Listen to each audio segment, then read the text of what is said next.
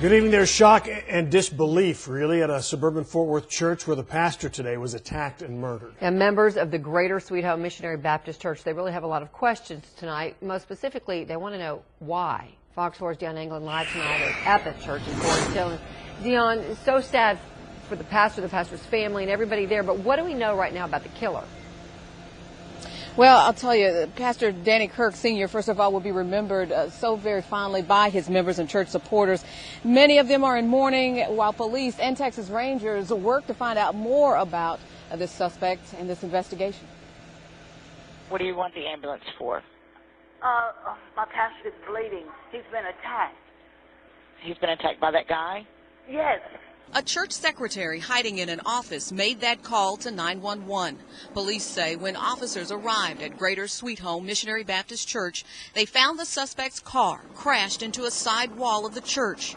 The suspect himself, police say, was inside the building beating Pastor Danny Kirk Sr. with an electric guitar. The pastor was pronounced dead here at the scene. Police say they believe the pastor and the suspect fought in the parking lot before ending up inside.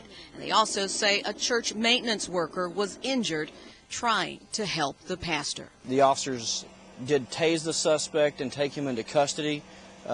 Once he was in custody, he stopped breathing. You can tell he put so much in his sermons. He put his whole heart in. He loves it.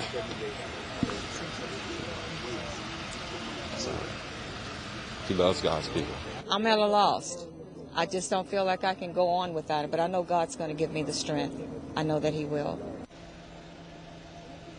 Now, the suspect, we are told, is Derek Bordeaux. He was pronounced dead at John Peter Smith Hospital shortly after all of this. Police are still trying to determine a motive. They tell us when we asked about a connection, they say that perhaps they believe that he had family members who attended this church, but so far nothing further than that. Heather? Well, Dion, one of the things about church families is they really are a family, and they come together, especially in such a horrible time. Talk about how they're trying to handle this together as a church family.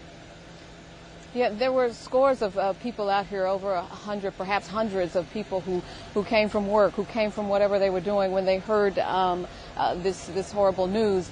They were here, they gathered, they were sobbing, consoling each other. Some even needed medical attention. There is another church that is a couple of blocks down the street here, a Seventh-day Adventist church. That church pastor invited them all there. I understand they were there. They held an impromptu prayer service so that they could perhaps just be there together during this difficult time. Heather? Lots of prayer indeed. All right, Dion, thank you.